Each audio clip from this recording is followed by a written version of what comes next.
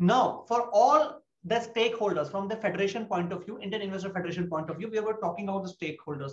From the investors perspective, we have got you specialists in the field of global investing, and we have got them telling you about how it has to be done. Now, another stakeholders that are either distributors or mutual fund distributors and all, they are the key takeaways that we as a federation would like to put.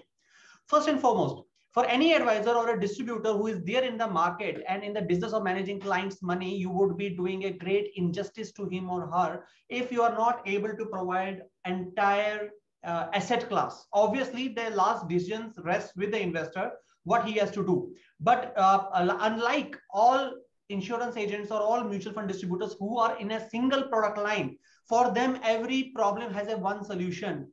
That is a mutual fund, or that is a stock, or that is a bond, or that is an insurance policy, because they are only into a one single asset class. Then that means you are biased. So first takeaway, any advisor, broker, agent, dealer who actually wants to justify and also provide an unbiased recommendations or guidance to the client, that he or she should have a global portfolio and asset class available so that they can make a choice.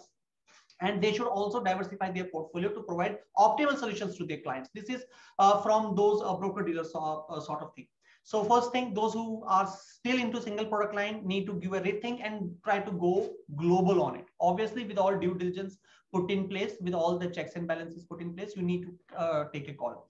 From the client's perspective, and I think it is a very pressing need if you really want to send, or you have really an aspiration and dream and a well laid out plan. Yes, I need to send my child overseas for education, and the child is around 5 years or 8 years or 10 years of age.